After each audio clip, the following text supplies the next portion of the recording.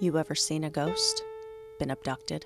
Heard your name whispered from the other room when you're all alone? No, you say? Me either. But if you're like me, you're still fascinated by the paranormal. It seems everyone else has had an experience, and you want to believe it all. So why doesn't it happen to us? What does it all mean? How does it work? Is any of it real? Welcome to Paranormal Girl, a show that will attempt to answer these questions by taking the paranormal completely apart in search of proof. I'm not a blind believer, nor a hardened skeptic. I'm just looking for answers and willing to accept what I find. Welcome back to the Paranormal Girl podcast. I am your host, Kristen. On today's conversation episode, I speak with author and paranormal researcher Keith Evans. Keith has written a book called The Hayes House, Ghosts Are People Too, wherein he relays his incredibly in-depth look at the history of the location and its inhabitants, in addition to the play-by-play of his recorded investigations of the property that took place over the course of about 41 hours. With a background in science, Keith's approach to the paranormal may be analytical, but thanks to his personal experiences since the age of 4, he approaches it with positivity, kindness, and a deep desire to understand it, because ghosts are people too. Enjoy the show. Keith Evans is a paranormal researcher and author who has written a book called The Hayes House, Ghosts Are People Too, which we're going to discuss a little bit here before we get into some of his other areas of interest. Keith, welcome to the show. Well, thank you for having me. Oh, well, thank you so much. I really appreciate you coming on.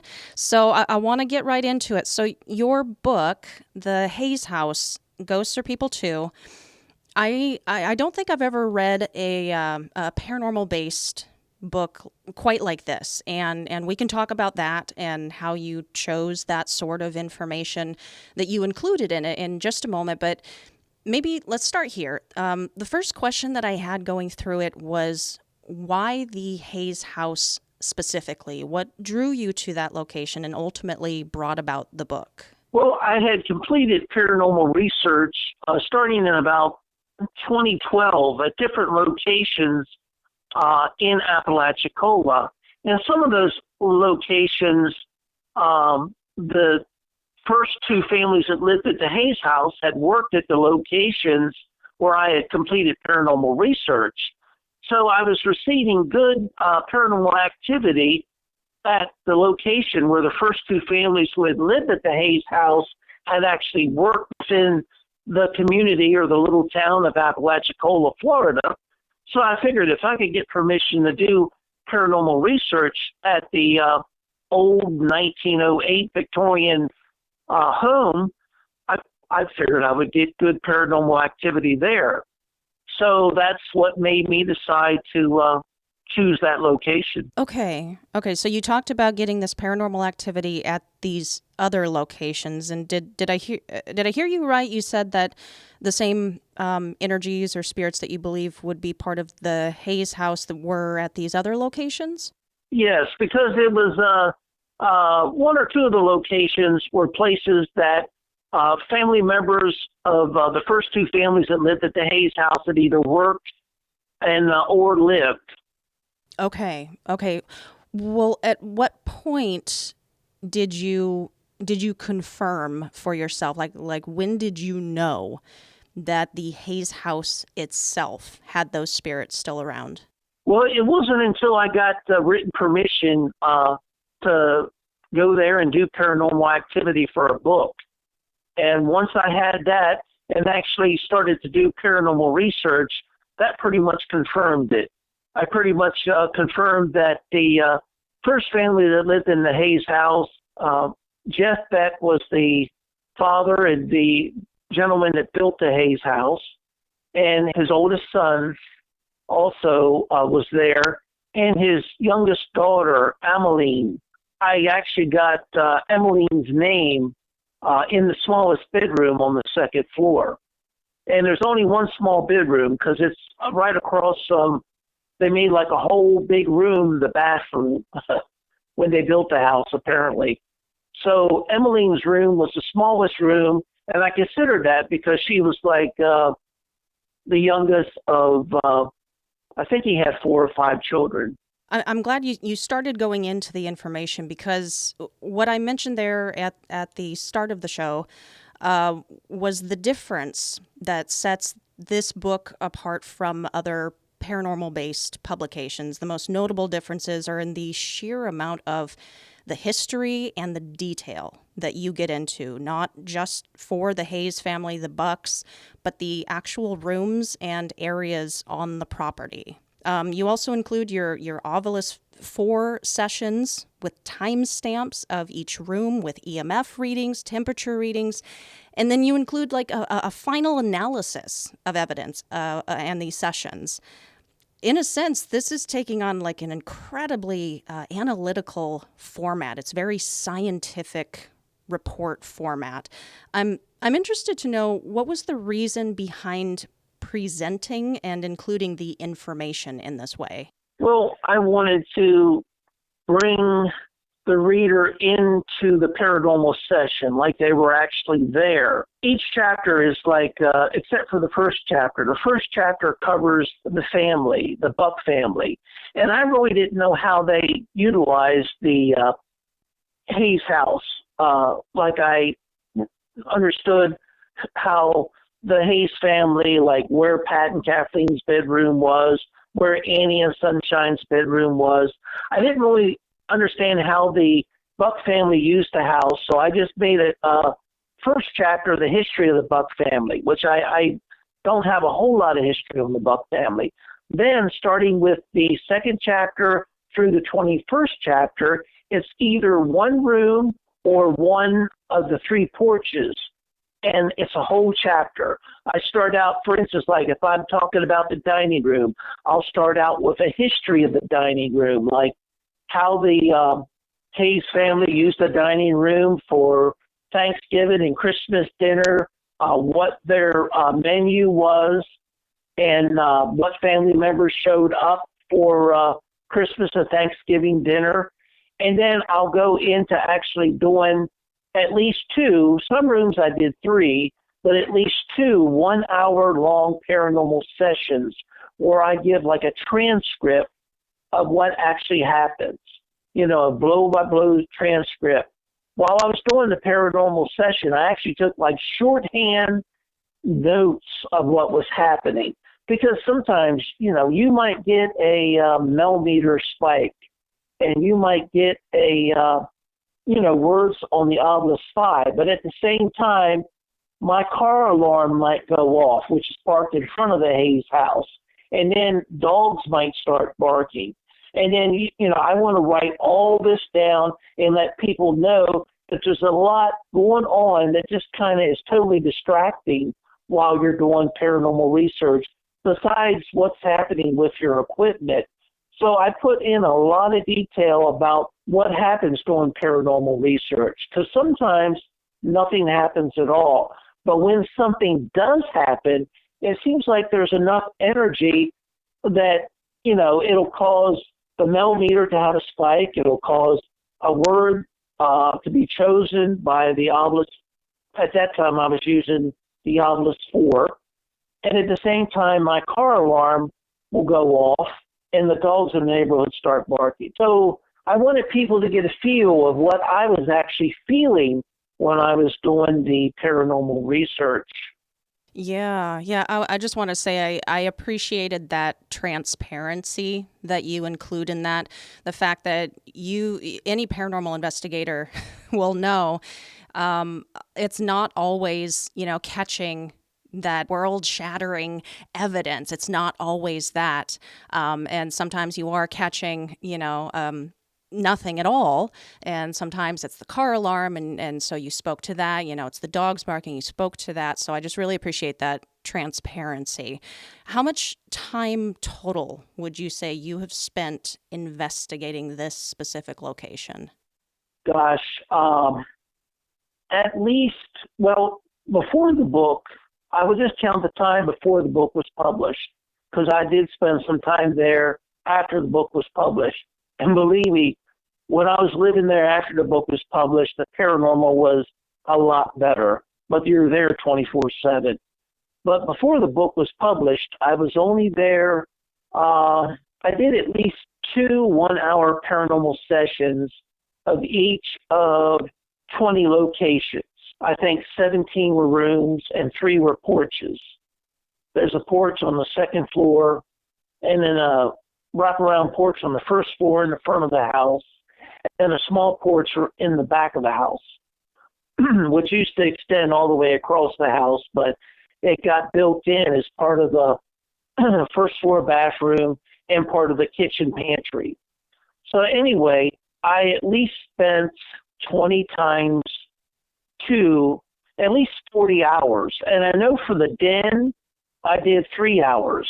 So at least 41 hours of actual paranormal sessions where the equipment was all set up. I'd already done my background checks with a millimeter to make sure that I wasn't picking up anything that was, say, electrical box, that was on the other side of a wall. I wanted to make sure if there was any electrical appliances, I knew what they, their background readings were and to stay away from them. So I would say 41 hours altogether. So it was a relatively small amount of time, but it was stretched out over, I started in November of 2016, and I would do a couple hours each week. And then I actually had kidney failure, and I was in the hospital for 45 days, and I didn't start back up doing the paranormal research until I think it was like April or May of 2017. And the book was published August of 2018. And I would still go back and refine things because the owner that gave me permission owned the place until about March of 2019. So prior to publishing the book, even though I had completed most of my paranormal research probably before the end of 2017, I still went back and would check on things. Say if I wasn't sure or I missed a picture of a certain room or, wanted to know what was actually there, I would go back and check, and the owner allowed me a certain period of time to go back and clarify certain things. But I don't think I'd done any paranormal research in 2018, but my memory's not that good. The book is laying right here, but I won't fumble through it. But it's done in chronological order. So what chapter 2 would be the earliest, the first time that I did paranormal research, and then chapter 21 would be the actual last chronological paranormal research that I did at the Hayes house. Wow. So 41 hours total of just sheer investigating? Yes, and I really feel ghosts are people too. It's just our soul after we pass away. That's what we become. We become a spirit, which is a small packet of electromagnetic energy. And I really feel that ghosts and spirits won't warm up to you until they've been around you a while. Some may. Some ghosts or spirits might be outgoing. It's like you might, go down the street the first time somebody meets you. They might tell you their life story. They might feel comfortable enough with you to do that. But most ghosts and spirits are very personal. Like, even my own father didn't want to tell me how bad his health was. So some people are that particular. Like, some people won't even tell you that they bought a third house because they don't want you to know how much money they have. So ghosts and spirits are the same way. They're very, whatever your personality is when you pass away, you're that protected about your personal information even after you pass away. So asking a person how they died, they might think, well, that's none of your business, because when a person dies, it's a very vulnerable time. It's like, if you fell into quicksand and someone say, how does this feel to almost die? You're like, well, you don't want to answer that question. You want them to go away or rescue you. And I think ghosts and spirits are the same way. When you start asking them personal questions, I think it turns them off. I think if anything, you have to go into paranormal research knowing a bit about the ghosts or spirits that might actually come back as a guardian angel and want to look after the house. And you got to talk about something they're interested in. Like, for instance, Pat and Kathleen like to play cards. And Kathleen played bridge. And even though some people said bridge was supposed to be a game for females, I think males played bridge too. So I think both Pat and Kathleen played bridge. And if you talked about that, they're going to respond to you because that's something that they enjoyed doing when they were alive. So you have to make sure that when you go into a paranormal situation, you talk about something that the ghost or spirit can relate to, something that the ghost or spirit is passionate about. Say if you went into a house where a man collected old cars, ask them, well, my favorite old car is a 1937, Ford, that's going to spark the interest of the ghost or spirit. Just to go into a place and say, are you here? It's best to go into a place and actually ask specific questions. Like, for instance, when I asked Pat, I think I was in the dining room at the time, I said, Pat, what did you think about the Great Depression? If I remember correctly, his word was anger that he chose through the obelisk 4. And I think he chose anger because he owned a lot of property, and property values went down. And only logic would tell you, if you had borrowed money against your property and your property is no longer worth the value of that money, you might be in trouble with the bank or have to pay your loan off. So I try to ask more personal questions. And another thing I wanted to cover before we go too far, I have people who always say, well, your paranormal research gets boring. And especially when I was on Facebook, and they'd say, how come you're not like the ones on TV where they're always getting good paranormal? The situation is, when you watch a football game, you might watch 3 quarters and no one scores a touchdown. And then in the fourth quarter, there might be a lot of, turnovers, a lot of points scored. When you watch a TV program, you're only seeing the highlights of the paranormal research that takes place. When I did the Hayes House Ghoster people too, I didn't put in the highlights. I put in a transcript of everything that happens so that anyone out there who says, well, I'd like to do paranormal research, they're not going to get disappointed when they don't go in 1 hour and, see the refrigerator thrown across the, floor, or see a spoon get up and dance. And if I see anything visual ever since I've been doing paranormal research, and I started when I was about 4 years old, to notice the paranormal and notice there was something else going on that other members of my family didn't see, I have never seen a lot of physical things happening with objects. That's just something that most ghosts or spirits don't have the energy to do that. It just doesn't happen. It may happen, but it's very few and far between. Most objects that move, you better have a well-lit room. You better have cameras pointing in all 4 directions so you can catch the settled motion that a ghost or spirit will make. Otherwise, you're going to miss it. I was doing one paranormal research where there was an ashtray. I was looking at the table, and I actually saw it just move a little bit, maybe a 15-degree turn. Not much of a turn, but it turned. And I thought that was so cool. And the place I was at, I could never get written permission, so I can't use the name. But the ghost or spirit that was there was so cool towards me. The ghost or spirit, I'll just say it was a male. He would knock near the fireplace. And I would say, okay, I hear you knocking near the fireplace. And then he would knock on the floor between the fireplace and the bed. And I said, okay, I can hear you knocking on the floor. And then at the foot of the bed, there was a little place to sit down. Had a cushion on it, But what it had a lid, and you could put blankets in there. I don't know, people used to call them cedar chests, but I don't know if this was a more modern chest. But I could actually hear someone sit down because I had sat down on it. I didn't see any movement to the cushion, but I could hear someone sit down.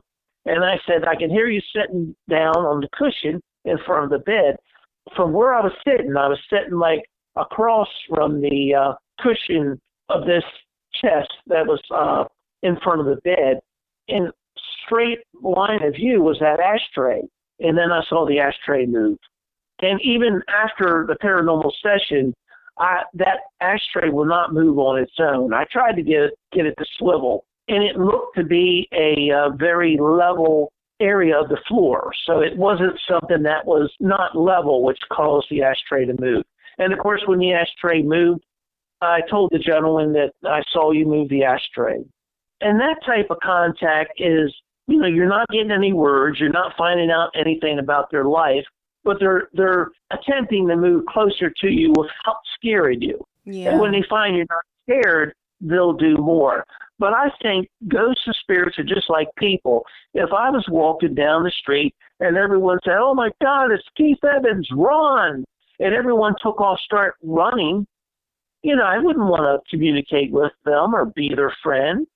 And when you get scared, when paranormal activity is taking place, I think you're doing more to just scare the ghost off or cause the ghost not to want to communicate with you. Yeah. I wouldn't if if I were on the receiving end of that. Of course not.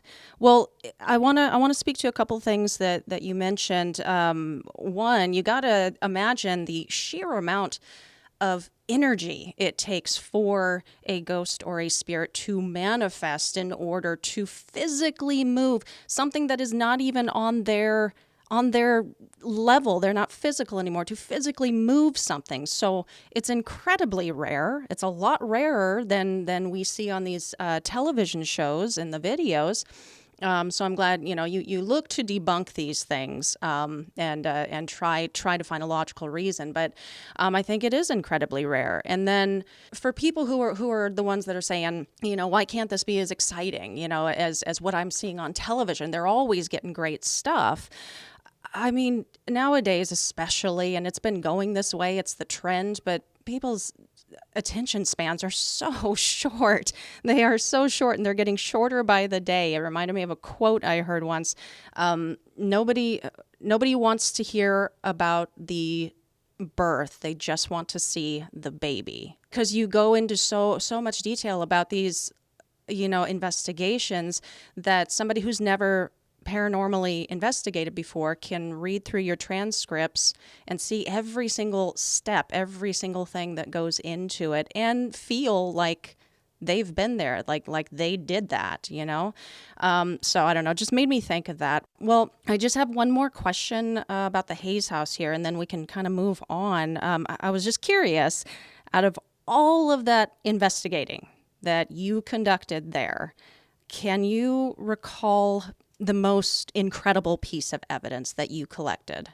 Well, there's probably more than one, but I would say the one that stands out was, at the time, I didn't know it was Pat and Kathleen's bedroom on the first floor. I was under the assumption a big house like that, all the bedrooms would be on the second floor. So, and I had not found out yet from the family all the history about the house. I kind of found out the history as I went, because as soon as I got permission to do the book, the owner had put the house up for sale. And I thought, oh my, if I don't get to do paranormal research in each room and each porch of the house, how am I going to do the book? It'll be incomplete. So I started the paranormal research before I had a real good basis of history and understanding about how the Hayes family used the house. So I had no idea I was in the actual bedroom of Pat and Kathleen. So when I started using my thermal imager, I was stunned by the fact that there was like a cold, thin pipe-like area on the northeast corner of the room. And I thought, wow, that dark blue thermal image is almost like closer to black, dark blue, and it's running right in the corner of the room. That I've never seen that before. So I quickly turned around to check the southwest corner of the room to see if it was the same. And when I did, I saw it went from like 3 to 2 undulating silhouettes. I don't know if anyone remembers the pop-up targets in the Army where you had like a body, a shoulder, and a head, and you would shoot at those to qualify. That's what I was looking at. And it would kind of undulate from 2 to 3 silhouettes. And I thought, I'd never seen that before. I have to look away from my screen of my thermal imager, which I'll let everyone, if they're not familiar with thermal imagers, it doesn't show you the object. It shows you the temperature of the object, which is color-coded. So if all the objects in the room were the same color and they were, say, very cold, you would see either black, blue would be warmer, next would be purple, next would be red, next would be orange, next would be yellow, and white is like very, very hot. So what I was seeing was a combination between black and blue, which is very cold. Now the rest of the room was pretty much room temperature around 60, and that will show up as like anywhere from purple to, orange. It'll be that type of color. It won't be very hot or it won't be very cold, meaning yellow and white is going to be very hot. And then your cooler colors are black and blue, and that's anything that's like 40 degrees and lower in temperature. So I felt that the long black or blue cold object that was like a pipe in the corner of the northeast side of the room, I think that was Pat Hayes. He was the owner who purchased the house in 1942.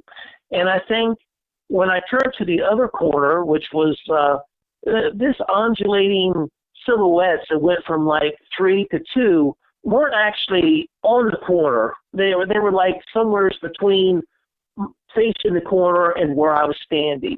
And I think that was Kathleen, Pat's wife, his mother, Annie, who would come down from Tallahassee and spend the weekends many of the times at Pat's house, and also his aunt, which was Annie's sister, and that was Sunshine Gibson. And she actually lived at the Hayes house from 1942, and Pat and Kathleen bought the Hayes house, and then she passed away in 1956. So I think that's who I was seeing. And my mind was in overload. I'm trying to think. This happened after I had kidney failure. So I was already at a weakened state, more or less. I don't know if anyone has ever had kidney failure before, but it really hit me hard. And I was weak, but I wanted to continue paranormal research because I wanted to get the book done before the Hayes house was sold. So I was in, I tell people not to be frightened of the paranormal, but it will set you back when it happens to you. And even a seasoned veteran like me, I've never had such overwhelming cold areas like that in my life. Now, Pat was very tall. He was about 6'3", and he was very thin. He had a waist of about 28 until he was like in his 50s. So he was a very thin person.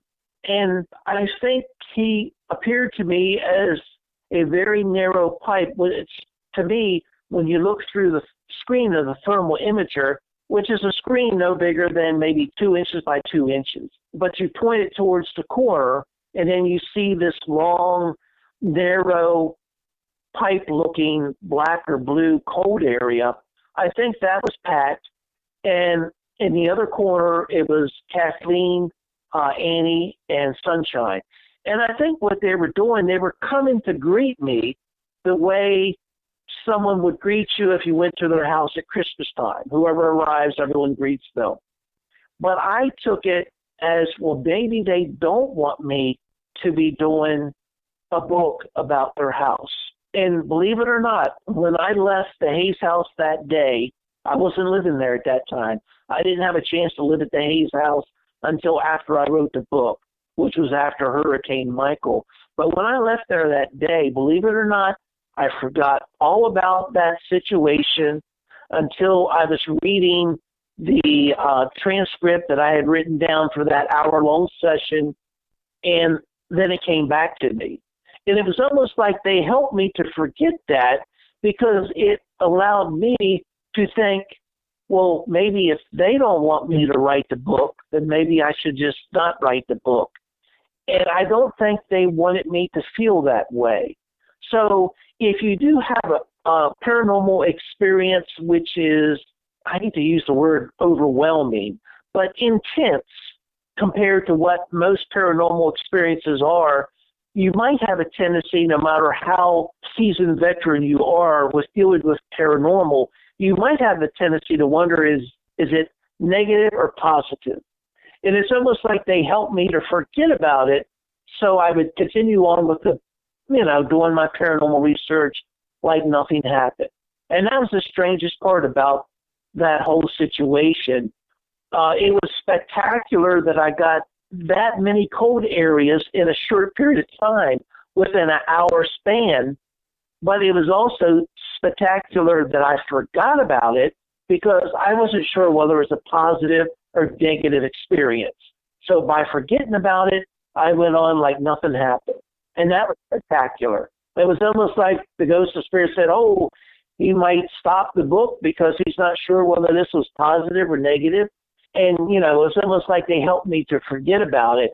But when I found out that that was Pat and Kathleen's room, it kind of, put two and two together. That's where they were going to meet me and say, hey, we're happy you're here. We're happy you're working on the book.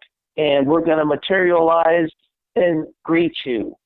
And I think that was the best they could do with the energy that they had. I don't think all ghosts of spirits can materialize as a living person.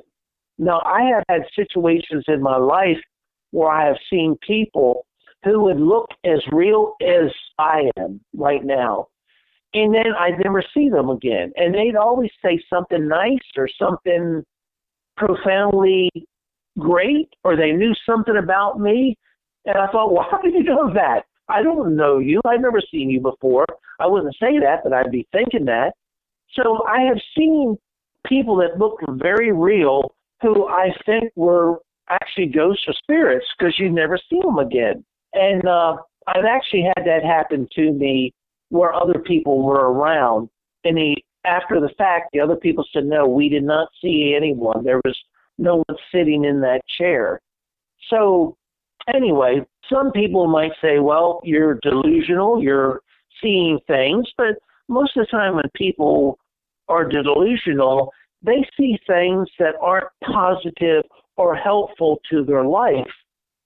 And when I see things that looks like a actual person, they usually say something profoundly nice, like they're encouraging me and, cheering me on. And you don't get that. Today's age, most people will be quiet or they will criticize you. So to have someone you've never seen before come up and say you will go on to do great things, it's like, who talks like that in today's, world? But it's nice to hear it, and it's nice that someone will say something like that. But then when you can't find that person and you never see them again, it makes you wonder, were they actually a living person, or were they a ghost or spirit that appeared to somehow they tap into your brain so that electronically they can manipulate your brain so that you can see them so that they look real? And I think that's spectacular. And I think had I not been a paranormal researcher or trying to figure out the paranormal since I was 4 years old, where my parents said, oh, you're just being a kid, you're being silly. And I said, no, there's something something going on here that can't be explained by the way my parents are explaining life. So I think more ghosts of spirits are willing to show themselves if they can, because I accept that they are there. It would be like if I wanted to go play football and the coach and the other players said, "Oh, you're not a football player, get off the field."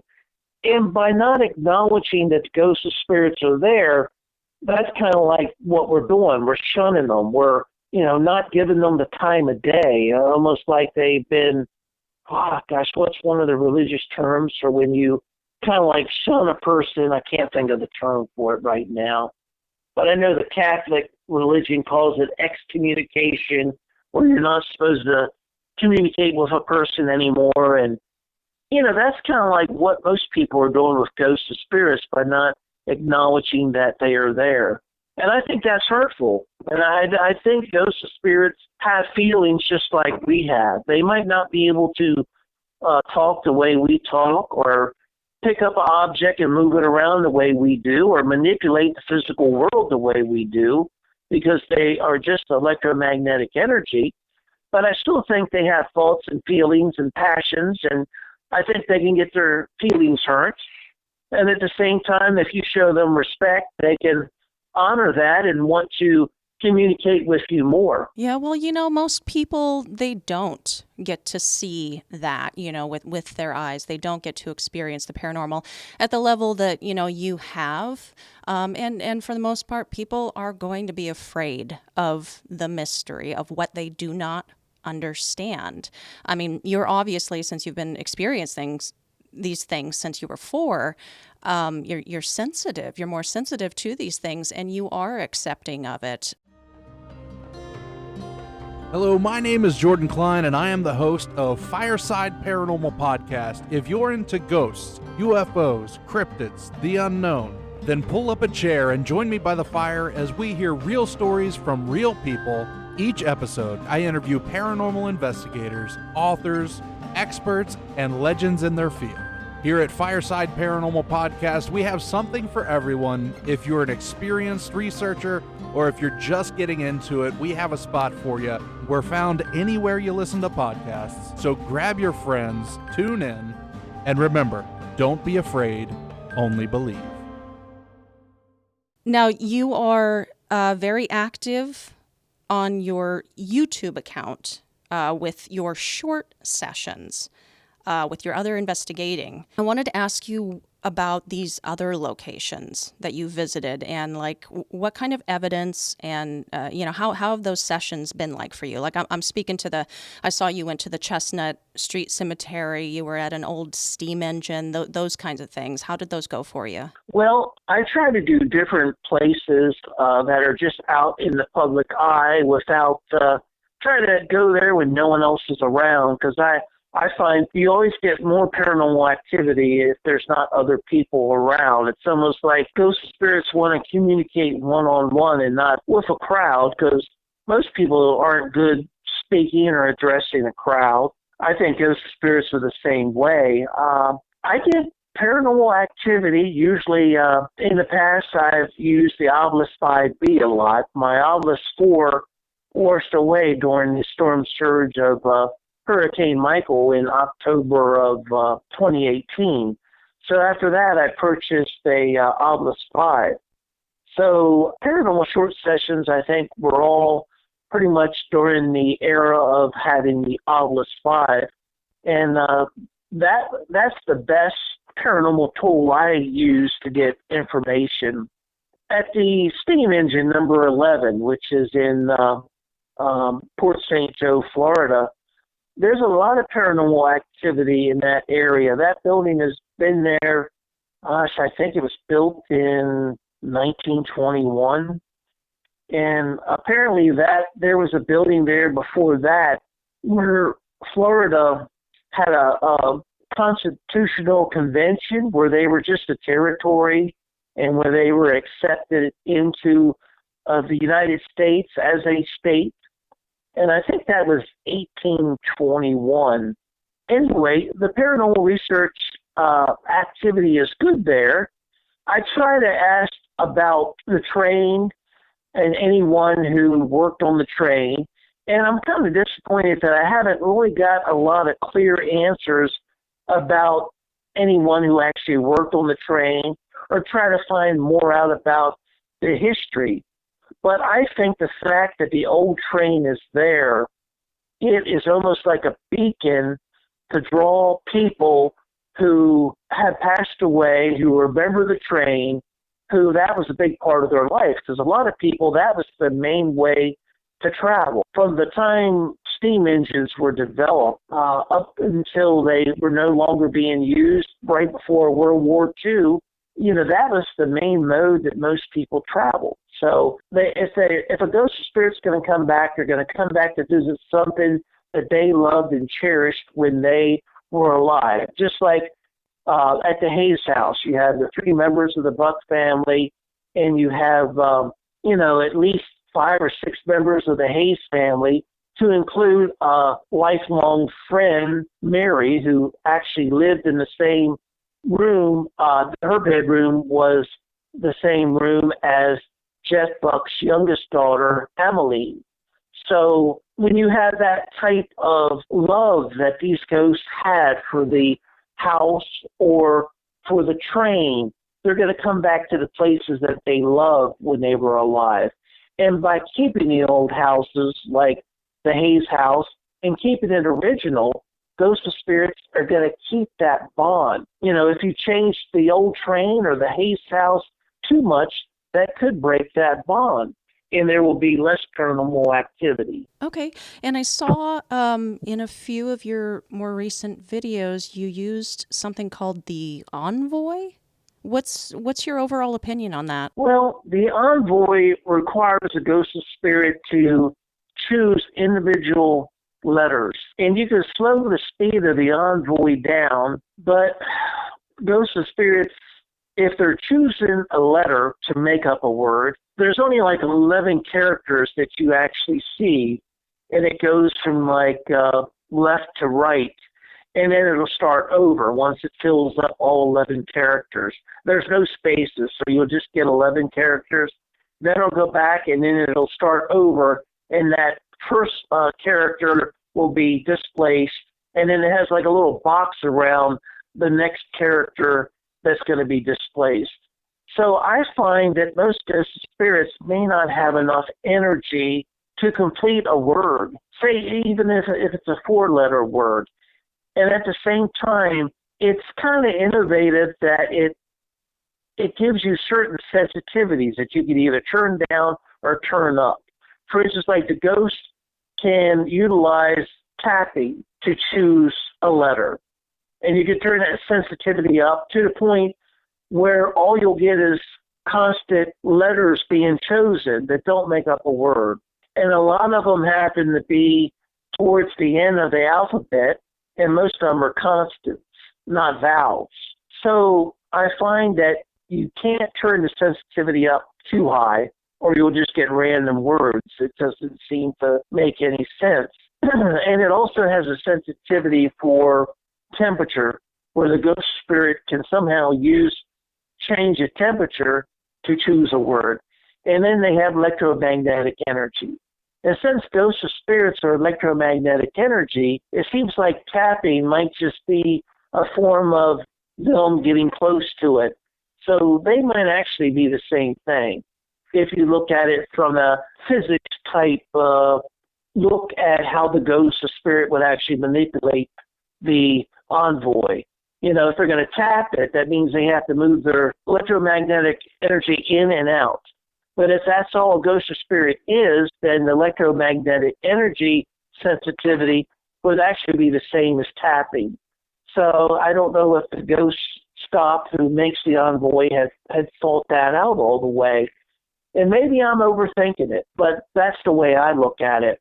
I find that it's not as reliable as the Ovilus 5, and I think one reason is that the ghost of spirits run out of energy before they can choose a word, and also the fact that it's got a moving selection going from A to Z. Suppose the ghost of spirit's not fast enough, and say they want to spell hello, and, it's H-I. They miss H and they hit I. And then they want to spell E in hello, and they choose D before, A, B, C, D. They hit it too soon and choose D instead of E. Then you have ID, and you're thinking, well, they want to know my ID or my driver's license. It could be very difficult for a ghost spirit to learn how to use a new piece of equipment. The Obelisk 5 and the Obelisk 4, similar technology, which is copyrighted, and I'm not privy to know how that works. Obelisk has been out since, maybe 10 years ago. So ghost spirits have probably learned how to manipulate most obelisks. But it might be 10 years down the line before you have a ghost or a spirit in your environment that is well versed on how to use the Envoy. And by then, they might be able to quickly manipulate it to choose letters. And maybe by slowing it down, maybe that is a mistake on my part. Maybe I should actually speed it up, because maybe they're very good at selecting it when it's going fast. And maybe if it's going fast, maybe they could choose the letters before they run out of energy. Because if you have to wait for it to cycle through A to Z, say 5 times to spell hello, then the longer you have to wait, the more you're burning energy. So maybe I should actually speed it up. So anyway, I'm probably going to try that next with a faster speed to see if that helps. And then if there's more than one ghost or spirit competing to communicate with you, suppose you have 7 ghosts or spirits, then you might get 7 different words, the first letter that a ghost or spirit's trying to say to you. Because every ghost or spirit wants a chance to talk to Keith Evans, because he's given them an opportunity. And other people don't give the ghosts of spirits an opportunity. So maybe I'm getting a bunch of constants because there's 7, maybe even more than that, ghosts of spirits choosing that one first word. So you have to look at it. Maybe the equipment is very good, but how do you convince ghosts of spirits to just allow one spirit to choose words, and how do you get the others to cooperate? Can ghosts of spirits really realize that there's 7 of them there, and that they need to be the 6 that stand down and don't choose words? Yeah. So it's one of those things. So I at this point, I've only had the Envoy for maybe a month to 6 weeks, and I haven't really used it that much. And like I say, I haven't used it when I've always used it as slow, because as a person, I would miss it if it's going too fast. But maybe that's the wrong ideal. Maybe a spirit won't miss it, and maybe I should turn it up all the way so that the movement going from A to Z is fast, and maybe the results will be better. Yeah, and with a new device like that, it could be a good argument too, like you were saying before, to spend longer spans of time on these investigations, or to keep coming back, so that one, yes, the ghost or spirit is getting to know you and getting comfortable with you, but also the technology itself. If they don't know how to use it, the first 2-3 times, maybe they will by the 10th time too. So we'll see how the Envoy develops and evolves through the years. But I really enjoy learning about new paranormal investigation equipment. Any of the new stuff comes out. I love the old stuff, of course, but I love these various forms of communication. Now, another form of communication, you mentioned this in the Haze investigations, and you have talked about it before, that there are these knocking sounds in response to some of your questions. Can you talk a bit about knocking, where it comes from, why is it being utilized, that kind of thing?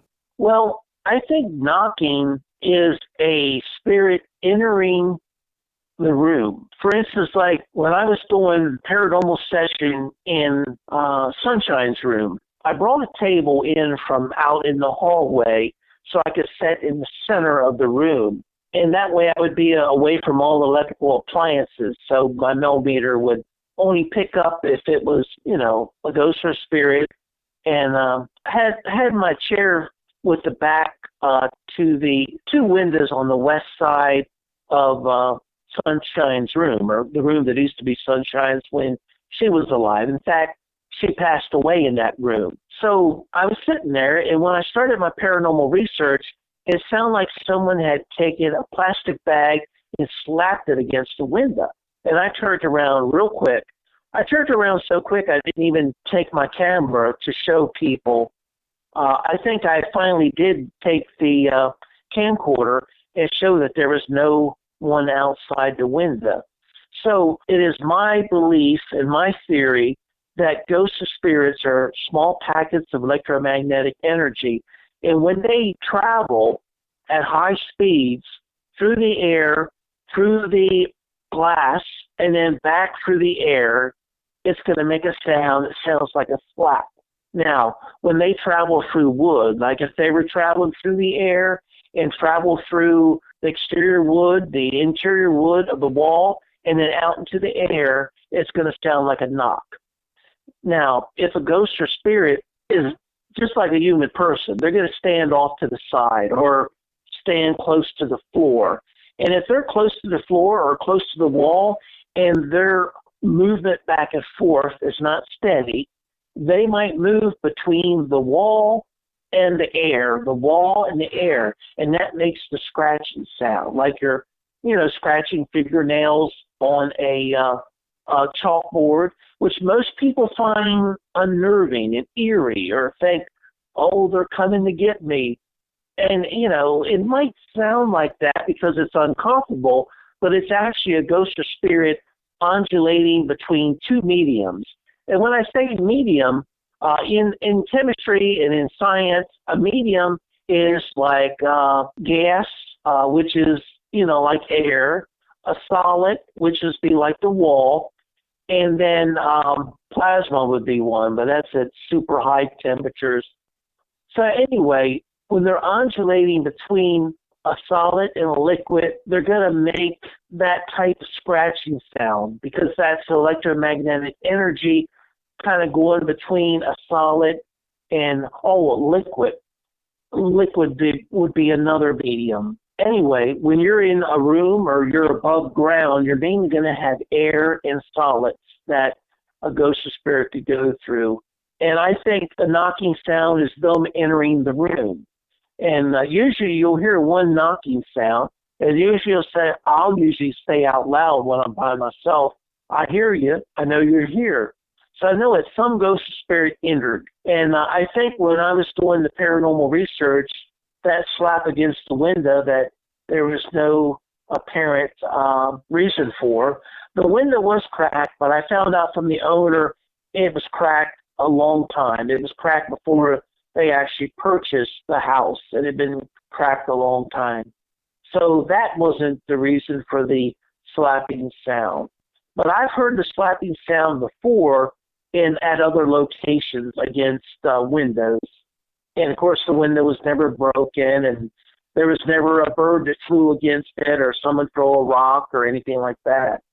So that is my theory about the knocking, the scratching, and the slapping sounds that you hear against the window. Well, so here, we're getting up here at the end. There were just a couple other things I wanted to ask you about, some topics that I know that you have some knowledge about.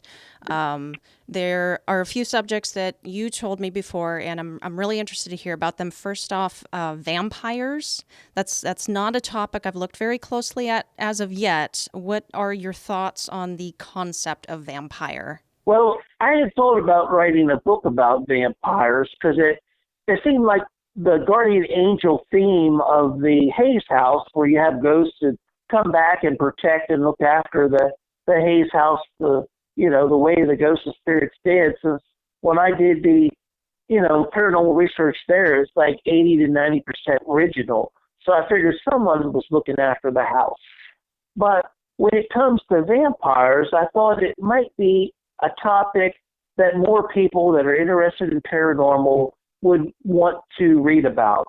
And my whole theory behind vampires are that some people were not actually dead and were buried alive, and somehow they had the ability to like go into a coma state where even though they were in a coffin, they, like bears hibernate in the wintertime. Your body processes slow down to the point that you don't need the same amount of oxygen. You're alive. Your body doesn't deteriorate. And for some reason, you know how they place people in a coma to help their brain to heal? Mm-hmm. You know, things like that. They call them medical-induced comas. I think some people, if they have a certain illness or disease, have the ability to go into that type of coma. And I think today, in today's life, we would realize it and not bury them alive. But medicine has come a long ways just within the last 100 years. So probably before 1900, when they were so worried about burying people alive, there were probably medical situations where the doctor said, yep, they're not breathing, there's no heartbeat. But I think some people go into an induced coma where their body needs time to heal. And grave robbing was I guess was probably as common as, certain jobs today are. Like, people made their money by robbing graves. People actually would rob graves and sell the bodies to medical schools. So if someone dug up a grave and was robbing them, and that person had not been embalmed like we do today, I think once a person is embalmed, that would just mess up the induced coma that some people go into. Now, if that person has went into an induced coma that they self-induced themselves into to heal, if the healing is done and someone opens up their grave, then, they think, well, why is this person stealing my ring off my finger? And then that is where the legend or the tales about vampires came to be. But I think these people were actually buried alive because we did not have the technology to detect that they were in like a coma. And as soon as someone tried to rob their grave, that pretty much allowed them to come out of the coma. I think that is what vampires are. And, today we embalm people to preserve them. So if a person had that ability to go into a self-induced coma, which we might even consider to be death, we might actually have destroyed their opportunity to come back, because the embalming fluid, that probably would assure death, at least chemically. With my knowledge of chemistry, I would think that would ruin that. But if we ever go back, or if someone is not embalmed and they're buried, there's a chance that we might, even with modern equipment, might consider them to be dead, but their body might be in a hibernation state where they might be able to come back to life. Now, of course, if you're killed in an explosion or you're killed by nuclear radiation, then that's not going to happen. But under certain circumstances, if you pass away and your body is still intact, there might be a dormant period where you could lie where everyone thinks you're dead, but you might self-generate and self-heal and be able to come back. And I think that's my theory behind vampires. And I don't know if like that would interest people or not. It might be so technically driven and so scientifically involved that most people may not want to read it. Well, I would find something like that interesting. Yeah, I enjoy theories. I enjoy the digging and looking a little bit deeper too. So, I would be interested to read something like that. Well, one other subject I wanted to ask you about that I know you know or have some thoughts on. Talk to me about doppelgangers. Doppelganger, that's when you see a ghost of a person who's still alive, like a duplicate. And when I was in the hospital, I had a lot of problems at one time. I had kidney failure. I had internal bleeding from where I had taken ibuprofen in the area right above my esophagus. I had a blockage in my one vein, which was causing gangrene. And so I was having a lot of problems all at one time. They wanted to go back in and do some type of surgical procedure for the bleeding above my esophagus. And I knew I was scheduled, I found out the day before, it was scheduled for about 1:30 p.m. So the next morning, I had this one doctor. She was really nice doctor. I liked her a lot. She didn't come in the ICU room. The ICU rooms are small, but it was unusual that she stood out in the hall. But she was smiling. And I said, "You must have good news." And she said, "Yes, your bleeding has stopped." And I said, "Wow, that's great." And at the time, I was kind of out of it to the point that I wasn't sure what doctor took care of what. And the doppelganger of the doctor that I saw was actually the kidney doctor, and it wasn't the doctor that was taking care of my internal bleeding. So I told the nurse, well, the doctor told me the internal bleeding had stopped. And I said, I'm not going to go down for the surgery. Why do they still want to go in and fool with it if it stopped bleeding? So I refused to go. And the nurse said, this isn't good for you to get better if you continue to bleed like this. So they were always drawing my blood. So they drew my blood sometime after, 1:30. And the same nurse came in. They were like 12-hour shifts. They started at 7 a.m. and worked until 7 p.m. So the same nurse came in about 5 p.m. and she said, we got your results back from your blood tests, and your red blood cells are increasing. So that showed that I had stopped bleeding. So then after that, they never mentioned me going back in to have anything done. But I asked that doctor, I had her for about 2 more years before she moved to another hospital and she moved out of the area. And I asked her, how did you know that my bleeding had stopped that morning? And she said there was no way for her to have known. And she said it wasn't her. So the bottom line was it was a doppelganger who appeared to me as someone that I would know and trust to give me that information. Because suppose they had went in there and fooled with it and caused it to bleed more. I could have bled out and bled to death. Because apparently it's a very delicate area. So it was just like the ghost or spirit was trying to help me to let me know the bleeding had stopped so they don't need to go back in. And, of course, I found out after the fact the bleeding had stopped. So I was glad that I paid attention to the doppelganger, who I thought was just my doctor, who I knew and trusted. And that was a situation where a doppelganger was utilized. It was positive. All literature that I read, doppelgangers are usually like the omen of someone's going to die, or, if you see a doppelganger of someone, that person dies next. And I think it makes for good literature, and people want to read about that. But hopefully in the future, when I write about the positive things that happened to me involving paranormal, more people will accept that and not only accept negative things that happen concerning the paranormal. And I think all things are possible. But in my life, I'm very lucky that when paranormal takes place, it's positive. I'm just very lucky. I don't know why I'm so lucky, but when it takes place around me, it's positive. Well, you're doing something right, so keep it up. All right. Yeah. Well, Keith, where can folks find out more about you, and where can they pick up a copy of the Hayes House Ghosts Are People Too? Well, if they want to see my paranormal short sessions, they can go to YouTube. My channel is called Paranormal Short Sessions by Keith Evans. And my book is only sold online. Different people have said they found it online at Walmart, Barnes & Noble, Books A Million, and online at Amazon.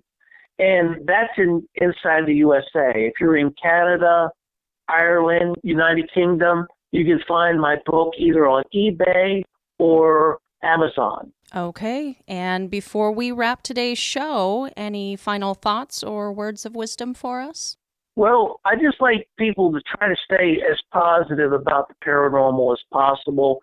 And I would like to just do a shout out to anyone who would like me to do paranormal research at their home or building or Victorian house. I do tend to like to do the older homes because I think you have a increased amount of ghosts and spirits who are actually caring for that home like a guardian angel. I'd ask them to please contact me. Is it okay to give like my Instagram information? Oh, absolutely. Please. It's at PetCat2006. That's how you can contact me on Instagram. And, I'd be more than willing to do paranormal research. I don't charge for paranormal research, but I would definitely like to get written permission for either a book, TV program, and or a movie if I do invest my time into doing paranormal research at your location. And I definitely share the paranormal information that I get with the owner of the location, whether it be a Victorian home or, just maybe a place where even I can get paranormal activity in the woods, because probably at one point in time, someone lived there in some capacity in the past. Yeah, for sure. Well, anybody listening, if you want to reach out to Mr. Evans here, maybe have him out to, your location. You have a suggestion for a Victorian home or some other location that you'd like him to come out and do some research and investigate. He is very thorough. You will know what's going on there. And like he said, stay positive, folks. Well, thank you so, so much, Keith, for coming on today. I really appreciate your time. Thanks for having me. Thank you, Keith Evans, for coming on the show. Keith is involved in quite a few more paranormal areas, which we just could not get to during our discussion. If you found this conversation interesting and would like to hear more from my guest, please join us backstage on the Patreon. We dive into another area of interest for him, time travel. Interesting stuff. Joining the Patreon is also an excellent way to support the show. $3 a month will get you a shout out plus a bonus episode every month.